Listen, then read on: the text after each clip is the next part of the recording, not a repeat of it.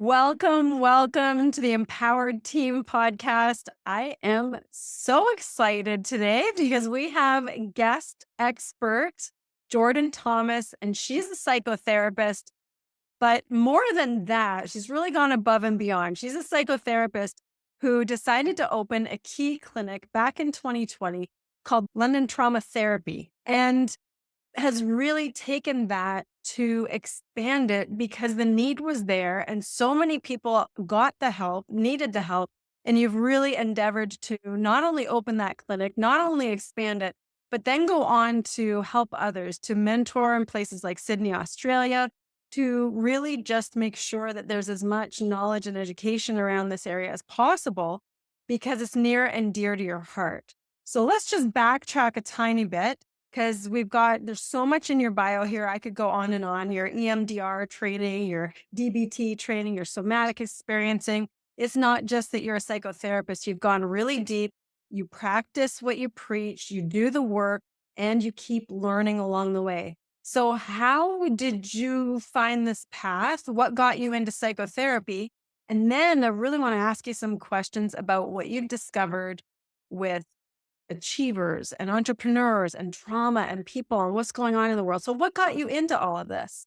Oh, Welcome. yeah. Welcome. To be here. I've been looking forward to this all week. And wow, so many amazing jumping off points I could go into. But, to answer your question in a sort of concise way, I always knew that I was meant to help others.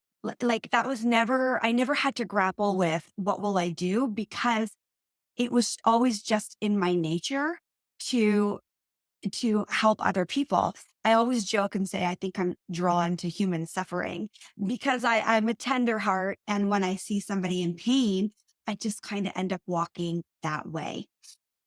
So I did my social work degree and I worked in community mental health and addictions for so many years. And that's, really gritty work. That's like roll up your sleeves and get right in there kind of work. And you don't have to be in that field too long before you realize that what you're watching is the manifestation of trauma, of intergenerational trauma, of societal trauma, disconnection, loneliness. And it's because of all of these experiences that I started to really lean into more of this trauma training. And it's really funny, you know how they always say when the student is ready, the teacher will appear. Well, I think for me, I had some pretty profound experiences later on that allowed me to become uh, a very astute student of trauma because I suffered some pretty catastrophic events later on that really shaped the rest of my career, which happy to talk about if you have questions about that. Well, you're so courageous in bringing this up because I think you're pointing to some things that you've actually experienced and you're in the field of psychotherapy, you're doing community social work, and you end up experiencing some horrific abuse, domestic abuse and domestic violence in your life. And you'd had some childhood abuse as well. So this is something that has recurred in your life. And you're literally, from what I'm hearing, framing this as your teacher. Is that right? Absolutely. 100%. Now, listen, at the time, did I feel that I was getting an educational experience? No, I didn't. I, in fact, was like, why me? Right. Actually, I think that why me was a primary question that operated in the deep recesses of my mind for so long. And maybe that's why I was always drawn to human suffering because I was trying to alleviate some of my own discomfort through helping other people. Oh, it's not just me, it's also other people suffering and other people going through these things. And if it's why me, well, I can at least help these other people. Maybe that's helping me as well. Exactly. And I think so many people who are drawn to helping professions actually have a bit of that wounded healer inside. So, when I started on this path, there was that pull. But I had this really pivotal moment in, uh, in, maybe about 6 years ago, 7 years ago, where I had experienced very significant domestic violence in my life after quite a lengthy history of childhood abuse and trauma. And so, unbeknownst to me at the time, all of these patterns, all of these ways of being in the world, they were operating underneath my conscious awareness. And I was experiencing similar patterns in my adult years. This is certainly what I experienced in my marriage. It was more abuse, more suffering. And I developed PTSD, very severe PTSD after I left my marriage because it was really abusive. And I was so fortunate to have been able to receive inpatient help.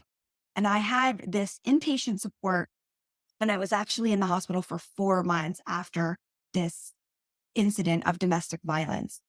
And I remember thinking, the night, I'll never forget it. It was like the first night I was lying in my, hospital bed on the crinkly pillow, thinking, like, I don't know how I'm ever going to come back from this. Like, what's going to happen to me? How am I going to be in this world after all this? And I do think, though, when life pushes you to your knees, you're in the perfect position to pray and to start looking for something bigger, for a bigger meaning.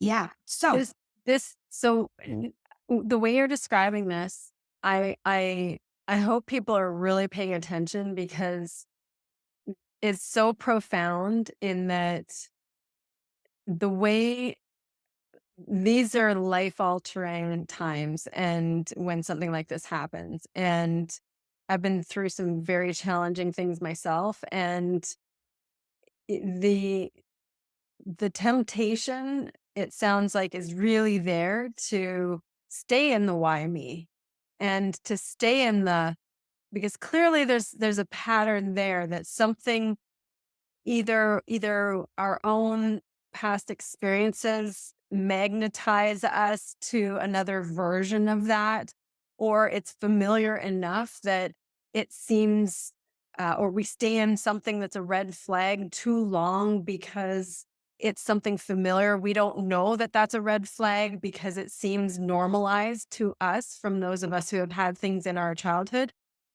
So you're in this position where it could literally be the cycle that just perpetuates for the rest of your life in victimhood, in as you pointed to earlier, societal trauma, intergenerational trauma. You have a child, passing it down to your child, and yet you're in a position right now, and what you've done in the last, let's say, 7, 8 years is just profound in the kind of impact you've chosen to have for other people and the kind of turnaround you've chosen for yourself to really reclaim the personal power or your own worth that's always been there, but you may not have known it, or it just might have been displaced based on the life experiences or the external factors.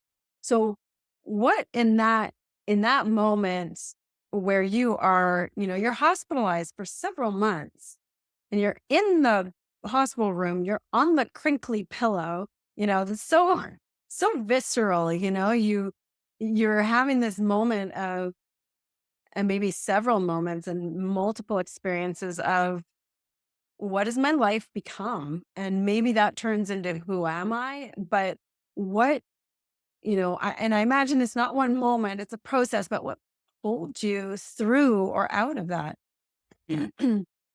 love that question. So, when I was admitted into the hospital, the attending psychiatrist who did my assessment, he said to me, I'll never forget it. If you don't stop drinking, you're never going to get your PTSD under control. And if you don't heal from your PTSD, you're never going to quit drinking. They go hand in hand because all of us, we develop these elaborate systems of coping. And for me, I very much had a bit of a double life going on. At home, things were falling apart. And my way of coping push through another degree, another certification, another this, another that. And then I would go home full of Compensate. anxiety, drink tons of wine so I could go to sleep, lather, rinse, repeat. So when I had this information that I had to kind of literally reprogram myself, learn a completely different way of coping, uh, I had to try to find strength and power from a completely different source than where I was getting it from, which was external achievements, Validation. validation, drinking, right? Mhm. Was my way of like calming my nervous system down. Yeah. And this pushed me onto the path of looking for the meaning, looking for the gifts, looking for the blessings in the hardest times. Because what I know for sure, You didn't have booze to lean nope, on. It's like, it was me huh, versus me. what? And that's a challenge. Yeah. Yeah, it is. And you have to find something that you have been so disconnected from, which really is like the divine that's inside of you. And you said it beautifully, your worthiness. I did not grow up in an environment where I ever thought that I was worthy. And as a direct result of accepting and consenting to that belief, what I saw in my life was constant reinforcements that I also was not worthy to receive. And so my healing was really coming back to that true understanding that there is no degree, there is no financial amount of money, there is no peer group, there is no speaking engagement that is ever going to fill the hole in the soul. Only I can do that. Only me acknowledging and accepting that I am beautiful and divinely made is ever going to give me that. And to be honest, that's the foundation that I built every good thing in my life on. It's so amazing. I love the phrase you said, hole in the soul, that no, it's no external thing it's gonna fill that hole in the soul. And you'd also said, I just want to draw people's attention to this, is that you said something like, I accept and consent to my worthiness. It's to me, when I hear that, I'm hearing, okay, the concept, it's like we can understand the concept, our knowledge of, oh, I'm worthy. But then when you said I consent to me, I'm hearing, I'm going to choose to agree and embody that. So it's not just that I accept the concept of, okay, I'm worthy, and people talk about worthiness, and okay, I guess I can be worthy too. But it's an act or an action of, okay, I'm going to consent to this. I'm going to actively agree to it and then take action upon the notion, the reality that I always was worthy. And now I'm going to live into that by consenting to it actively. So I hear this reinforcement, and maybe that's not the exact intention, but I hear this reinforcement into accepting worthiness with the consenting, the real action of, it's like, sign on the dotted line. This is who I am. I am embodying this. It's not just something I get the concept of. Yeah. I love that summary.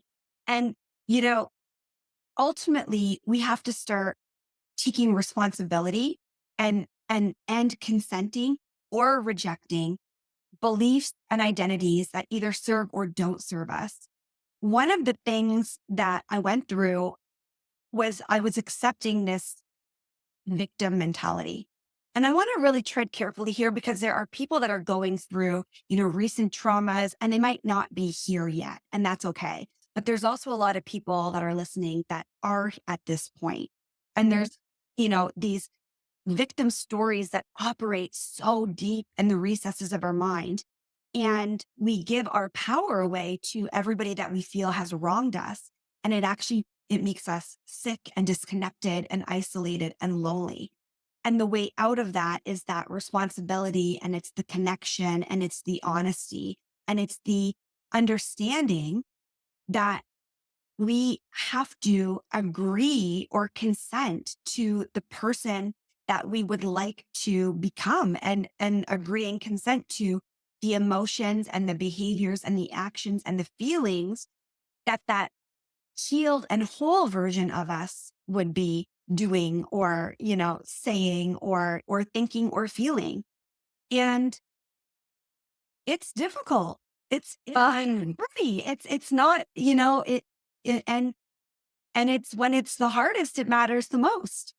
Yeah. And then I was just gonna say, for many people, they're so deeply embedded into who they think they're supposed to be or who they believe that they are, a concept of, oh, I'm going to agree to act like or be the person I intend to become. That kind of, it sounds confusing for so many people because they're like, well, no, I just am who I am.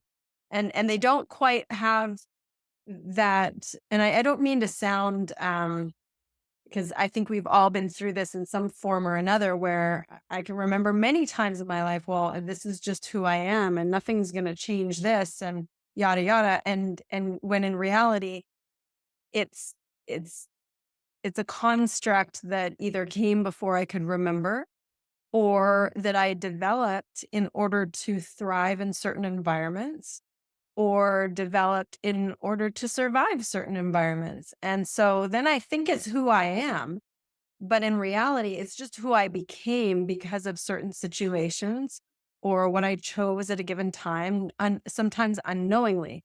So, this concept for people to be proactive in that versus reactive in that can be kind of mind blowing. Like, wait a second. So, I can say that I'm going to act like this and be like this because that's who I want to become.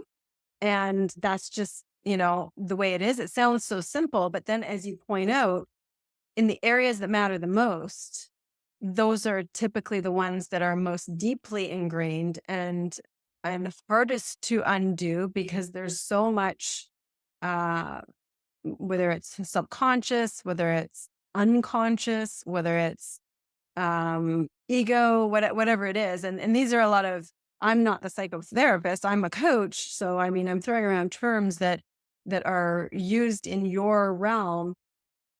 But when we really start to face who we are and who we want to be and who we've been, and if it's not who we thought or who we want to be, then it's life altering. It's a different game because we can change who we are and we can decide who we're going to be and we can reject old things and we can consent to either things that we haven't allowed or to new things. So it's a very, I love just how you're positioning this because you as the expert, people get to toy with these ideas and know that, oh, okay, this is a thing. This is not just fantasy, if you will. It really is a thing. And I'll go even one step further. Yay, go. I'll say this, that I think it's the thing. And where I think that a lot of the traditional therapy really fails people is that we're so heavily regulated and for so many great reasons. I mean, we need to be regulated as a profession. We're working with people that are vulnerable, but it's when we continue to see people as vulnerable, as victims, as perpetrated against, and we don't remind them of their innate power and their sovereignty and their divinity, we actually reinforce, right? We inadvertently, with the best of intentions, we only want to help. We don't want to harm, but we can actually keep our clients stuck, right? And there's a point, there's a dance, there's a beautiful art to therapy. And it's to know when to push and it's to know when to step back. And I think that so many therapists, particularly in this field of trauma, are just stepping back. And that's probably for lots of different reasons. But we're so much more powerful than we even have a clue about. There's so much more available to us than we know. And the other thing that I think is so important for anybody listening who might be going through a difficult time or has or as they're listening to this, it's like part of their soul is waking up, like, whoa, pay attention. I think that some of this is going on in here. I want people to really understand this. This is so important.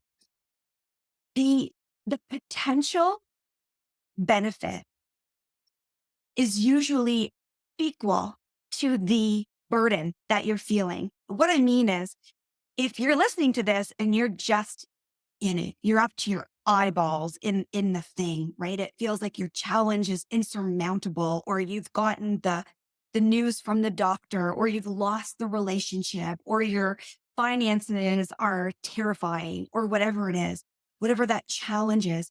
When you look at these things as initiations, as an opportunity, something's calling the highest version of your soul forward. So something is saying, like, wake up, you've got work to do. When you start to see it like that, and you take responsibility for it, and you do these, consenting and acting and living in the end, the potential benefit will match the burden. And so, it's the seeds of, I always think that, people often won't ask for help, or call in, a power greater when things are going well. They just forget about it. But when we're like, backed into the corner and we're waiting for their, test results, or we're trying to get that deal, the first thing we do, come on, God, come through for me. And I like to think that God is like the gift of desperation, right? Like we have these moments where we're so, looking for something. That's the when your back's against the wall, you have a real opportunity in front of you to experience blessings. I love that. I love that. And really, there's I've often coached on a parameter of life being 50-50. Life has always been 50-50. There's always been as much pain as joy as whatever, but we try to make it something that it's not, versus embracing some of the pain that's there. Because when we actually accept the pain or accept the reality, we get to experience more of the bliss and the joy and the whatever. And this concept of the potential benefit is equal to the burden. I think really it's really powerful for someone to be able to embrace that, as long as they aren't sitting around waiting for the benefit to come along. Oh, this burden's really big. Now, where's my benefit from this? Like, it's that journey of learning and figuring themselves out, or healing themselves, or overcoming whatever has been holding them back, that really gets to the potential benefit, which is equal to or greater than the potential burden. And so I want to speak to that for a second, because I've noticed in the work that I do in working with high achievers, overachievers, entrepreneurs, business leaders, CEOs, high level coaches, just people who have they're go-getters. They're up to a lot of things. What have you seen in the research, in your practice? What have you seen with that relationship of achievers and trauma? Are there typically larger traumas? Is that something that people who are prone to become achievers, are they trying to outrun the burden of the past trauma? What do you I've just noticed that for myself, and for a lot of people that I've interacted with who are overachievers, there's a level of making up for where they might not feel that they are enough because of some life experiences, perhaps. So, what's your take on that? Yeah, I love that.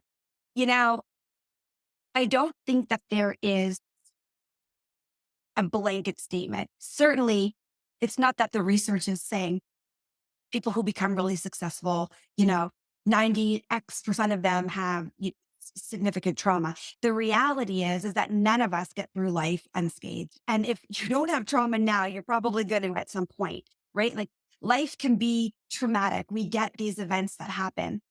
It's what I, at the end, when I was still seeing my own clients one to one, I worked a lot with surgeons and first responders. So very, high achievers. There's kind of like, there's a house on fire and there's sort of two responses. You got people that are running into the house to save the people, and you got people that are running for their lives, right? And so the people that I worked with were going into the home. And one thing that I noticed that was very consistent is a lot of their achievements were based in lack. So really pushing, striving to try to fill that, that like I was talking about, fill the hole. I'm going to feel better when things will be okay when, if I only get to this achievement, then I'll be fine. Then I'll be somebody, then it will have been worth it. Then I'll make so-and-so proud. Um, and so that is a very effective strategy, and definitely a strategy that our society rewards. The problem is when you lie your head down at night, it's you and you. And so there needs to be a balance where you shift from, I'm going to do this so that I can, you know, heal the wounded boy in me, or finally feel safe, or finally feel enough. When you're able to shift to, I'm going to step all the way into the gifts that I've been given. I'm going to make every bit of my life count, so that on my deathbed, I'll look back and I'll know, like, I really gave it.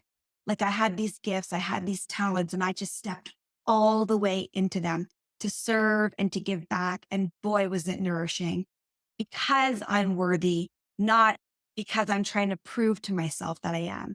I think that's the huge, that's like the new level unlocked. That's the freedom when we're able to get there, because when we get there, then we're giving and we're acting in a way that feels energizing, and we're Mhm. out instead of feeling like we're getting drained. That's exactly what I was going to say. That's the exact thought that I had when you described doing these things because I am worthy, not because I'm trying to prove that I am. And I've certainly experienced that in various times in my life where it's like I'm giving and I'm giving and I'm giving. Why do I feel so exhausted? Why am I burnt out? Why am I because I love giving and I love those things. However, there's something that's and it's because there's along the way there's not that that feeling of helping myself along with helping everyone else. Everyone else becomes more important because they're more important than I am. And when you start to understand your own worth, you don't sacrifice yourself for others. You will do all the things for others, but you're also making sure that you are cared for just as you would care for someone else, versus constantly putting someone else's importance over your own and then wondering why there's some level of drain over time or resentment, even when people may not even appreciate the efforts when ultimately it was your decision. And so you end up somehow turning into a victim again, even though you were doing the things. And I've definitely experienced that and then gone, wait a second, what's happening here? And that version of me in the past as an overachiever, overperformer, contorting myself to make all the things happen, that version didn't understand at the time that it was coming from a lack of worth. And I would suggest that so many of the achievers that I've known personally or interacted with professionally don't feel at all like a victim at the time.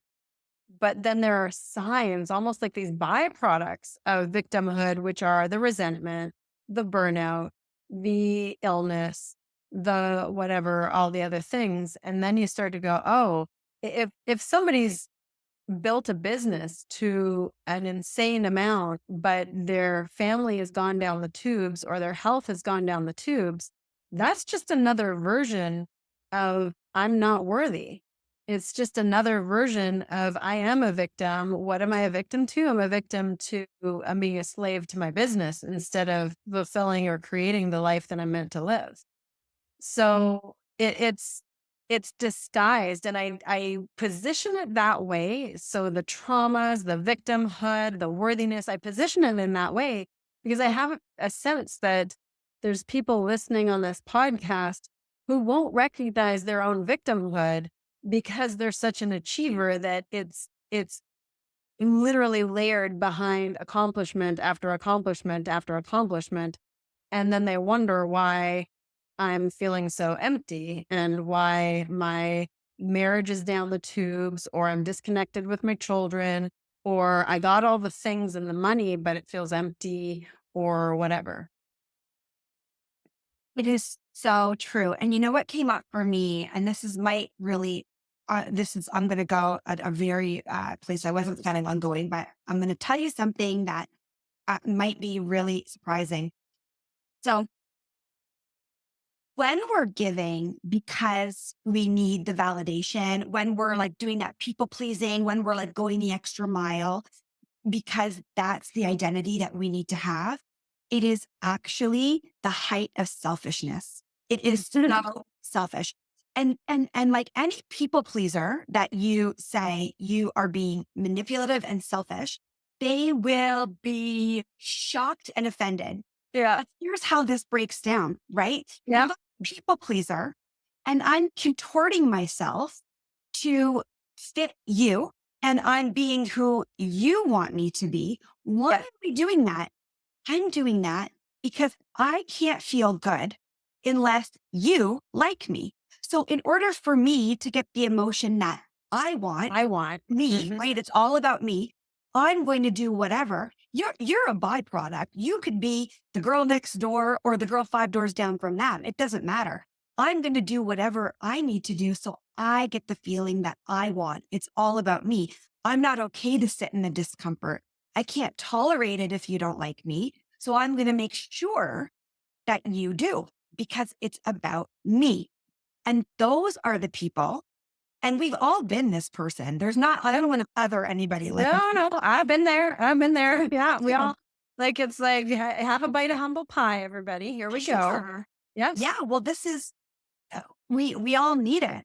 But the, when we get this humility and we start to understand, wow, I am exhausted. And a time that we're feeling resentment or in our heads, right? We're like, well, I did give you this or do that one thing for you that one time. I just find it really convenient that you're nowhere to be found when I need you. There you go. There's your initiation. You were being selfish. Your attention was on you. It wasn't true giving. Yeah. And this mirror can be such a journey, but always worth looking into because Yeah. then we start to get in harmony with who we actually are. And then our giving, we just give and we forget about it, right? Yeah. Yeah. Because it's about the giving. It's not about the transaction. Mhm. Yeah. Big mindset shift for a lot of people, right? People will It's come to me and huge. say, I'm just a people pleaser. And I know what they're doing. Yeah. Yeah. Well, and that's the thing in that um it's making that distinction because some people might be hearing this and going, but I love to please other people.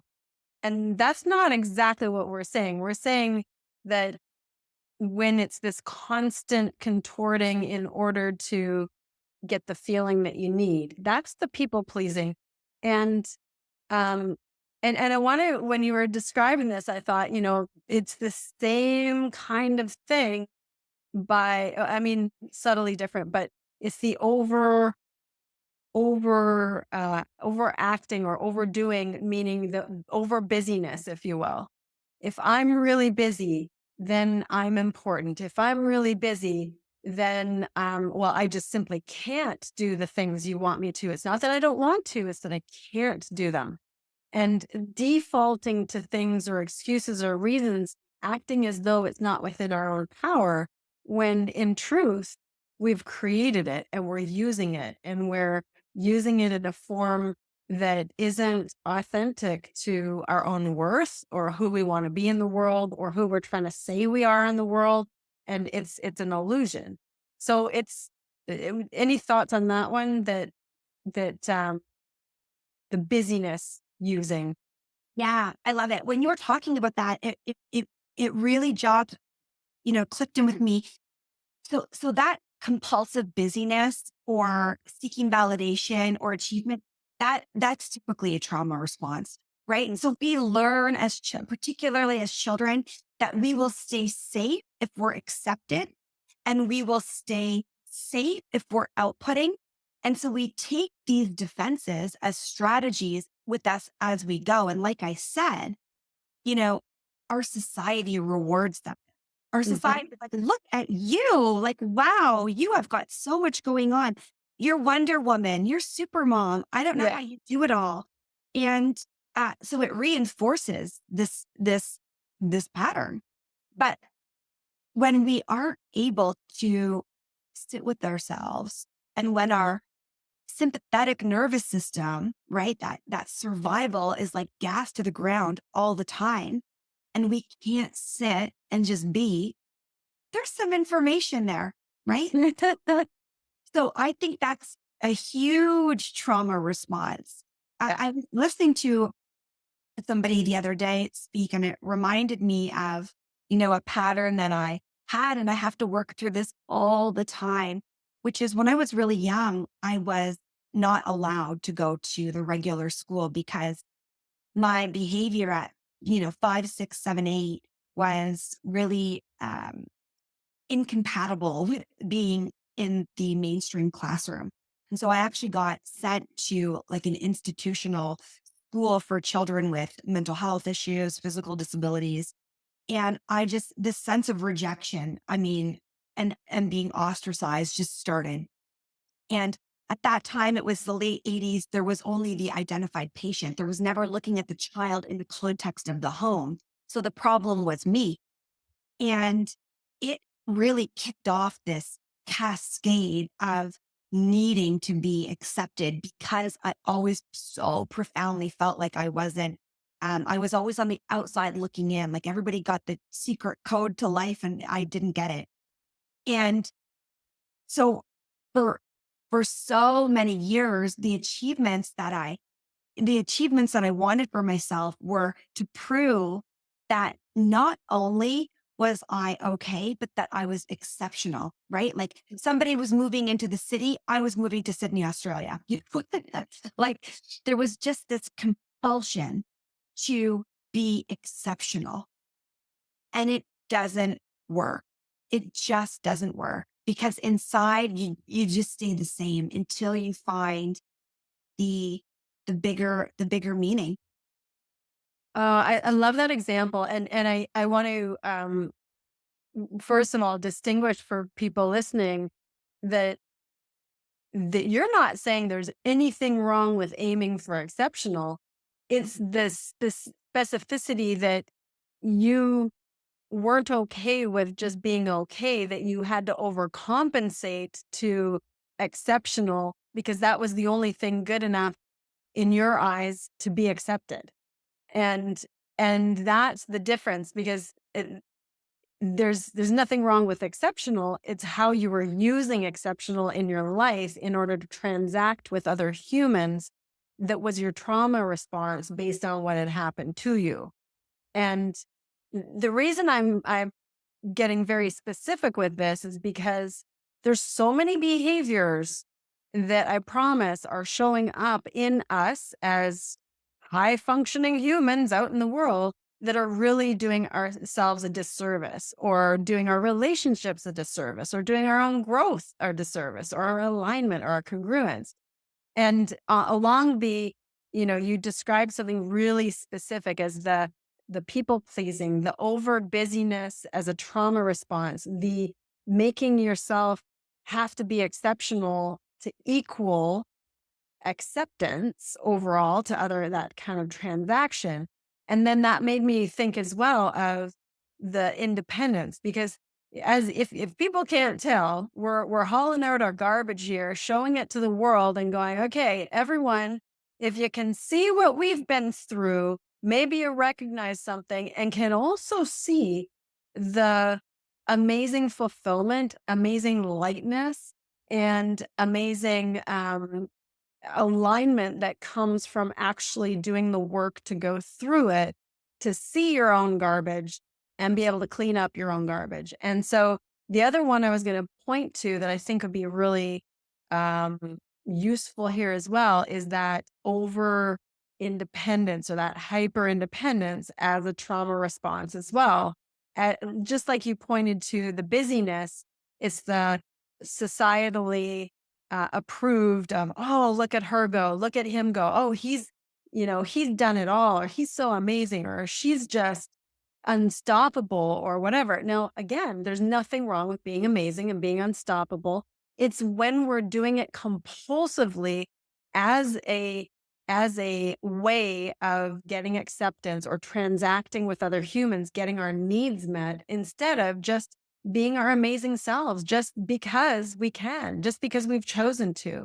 And that hyper independence is one that was a survival mechanism for me, because I didn't have people, family to lean on at various times that were very formative when I really, really needed to be safe or needed other humans. So the way I survived was to become extremely independent. And then you carry that through because it worked, because it's effective.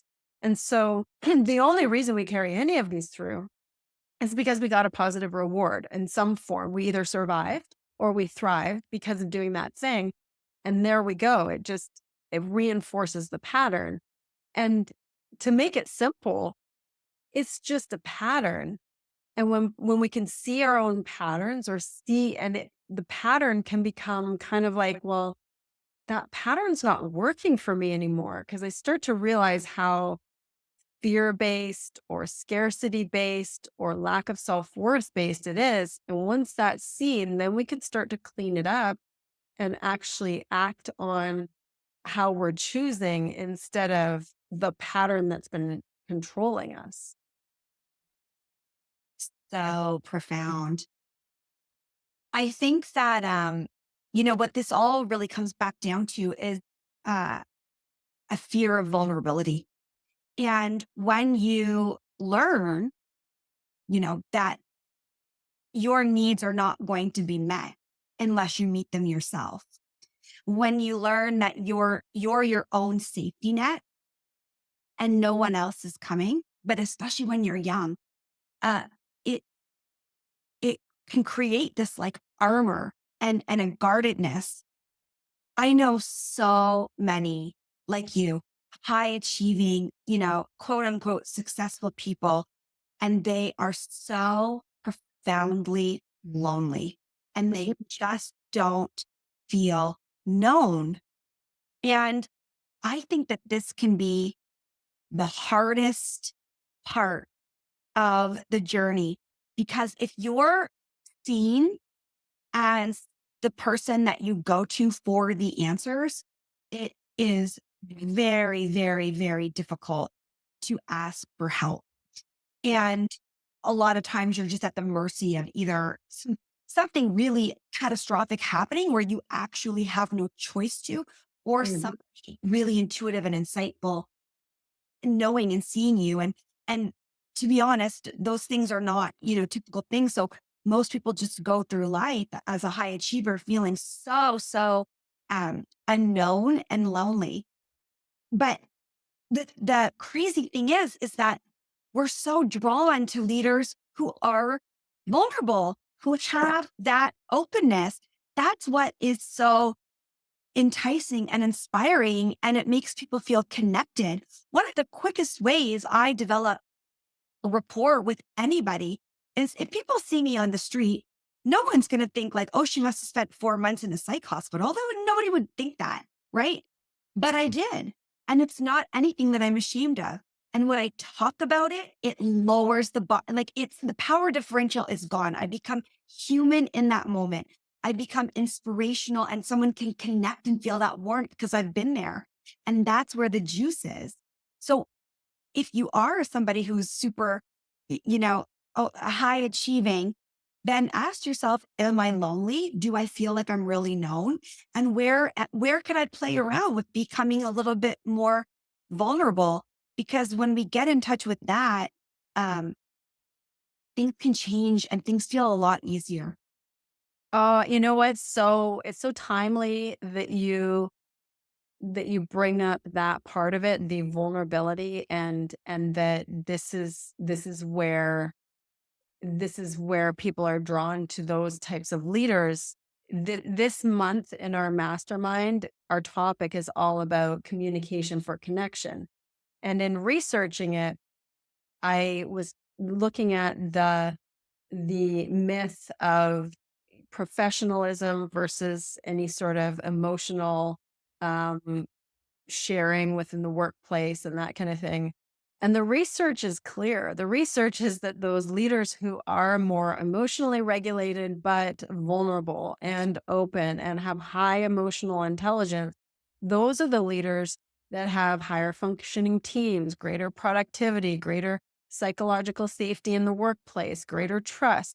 And so, and this is just we're about to do these coaching sessions this month. We haven't done them yet, but the research on this is clear, and it's exactly what you just said, in that it's not oversharing. And sometimes people misunderstand that being vulnerable doesn't mean you tell every nitty-gritty detail if the context doesn't call for it, if the context isn't appropriate. It means that you are human to other humans instead of being, a bulletproof icon that is so stoic or so, whatever, cool, that people can't connect to that person. And sometimes if we're under the guise of the armor or the strength or the impermeability, we think that that's what people want, but ultimately it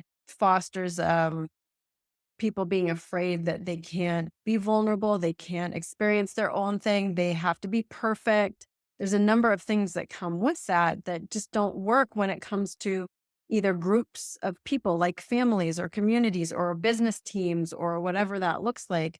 And there's a leader who is trying to be that armored strength, if you will. Yeah, it's so true. And like just think about your own circles, right? Like I could think about some circles that I'm in, and then there's the people that just always have the answer and they're always right. And it's always like this one way, and then it's mic drop. And um it's not compelling. And it might be in a pinch or at the beginning, but after a while, you just start to think like, what are you hiding? Like what are you hiding? Like where's the heart in there? Um and yeah, we have to get in touch with that vulnerability. And the most beautiful gift, especially for high achievers and especially for the perfectionists and the strong ones, the most beautiful gift you could ever give yourself is to let yourself be known. Because when you will let yourself be known all the way, then you'll also get the experience of being truly loved for who you are. There have been times in my team where I lead a large team, and I've thought, oh my God, I can't believe I'm telling them this. And then, like a thief in the night, the love and the support and the connection and the strength of our team, because I've had the courage to just go first and say, I don't know the answer, or this really upset me, or here's what's going on in my own life. It shocks me every time. It just shocks Mhm. me. Um, so I think it's worth practicing. Mhm. And I want to. There's two things that I want to just pull this together with. It's that imperfection is really where it's at, because that's who we are. We're imperfect humans. and really allowing ourselves to be all of us, not this protected version that we've created that we only allow certain people to see, is where we get to open up to our fullest experience of the world. It ends up being really profound. I These are such powerful nuggets. They're such big concepts that I think that the way you've explained them has really they're tangible, they're understandable, they're deep, yet they're huge. And yet I think that the listeners will really go, oh my goodness, that's what I do. And I know exactly why I do that now. And it's not working for me anymore. So I think these things are really, really great. You had there's a little I love this, the piece of advice that you received and that you'd like to really pass on. And I know you've alluded to it throughout in various ways, but I'd like you to really get it across to people. Do you know what one I'm talking about? Give me Life, and you've said this really specifically, life is always happening for no. you, not to you. It changed my life. This one thing, you know how you can hear something over and over, everything happens for a reason. You hear something over and over again, and then one day you hear it, like you hear it. Every cell in your body says, oh yeah, that's the truth. I hear you. I am that now. That hearing life is always happening for me and never to me. Every single thing that has ever happened, everything that is happening now, and everything that will happen in the future, I know I will assign a different meaning, because when you start to see that all of life is supporting you through the initiations, through the challenges, through the opportunities, when you start to see that that is always happening for the highest evolution of your soul, everything becomes more manageable. And the biggest periods of explosive growth in my life have always happened when I've been leveled, that I've been humbled, when I've been broken wide open, Suffering. and when I didn't care anymore what anyone thought, because the jig was over. And I just started to ask to be guided.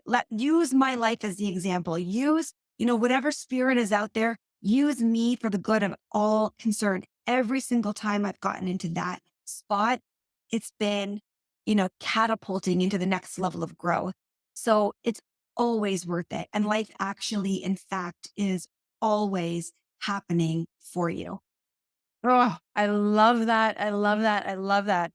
Uh, for our listeners, just wrapping up, I know that they will want to see where you hang out. You are on Instagram at Jordy T and JORDITEE. And then the other thing that, there's one fun fact I'd like people to know because they may not have picked up on this, that is not in your bio, that you are like a walking musical, sing, dance, create a one woman show. So that to me right there speaks of a massive heart going out into the world, just going, yeah, this is who I am and take it or like it because I got some music going on in me all the time. So I love that.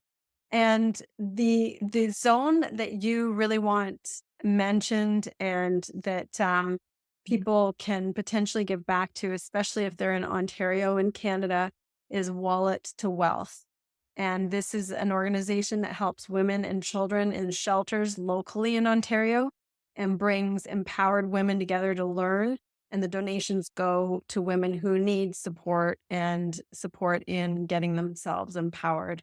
So that was something you wanted to draw attention to. Any final thoughts and words before we wrap up? And just sending such gratitude for what you've offered us today. I'm so, so honored to be here. And this really is just the work of my life. And so the last thing that I'll leave your listeners with is, if you are in a dark spot, if you're going through something, if something that, you and I have talked about, have sparked something else in someone, just know that you really are exactly where you need to be. And that life truly is happening for you. And I just wish all your listeners, may you be happy. Oh, I love this. Thank you so much, Jordan. You are just a bright light, and thank you for sharing your expertise.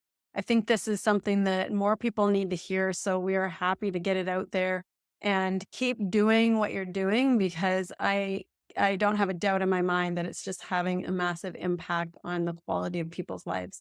So thank you so much. Thank you so much for having me.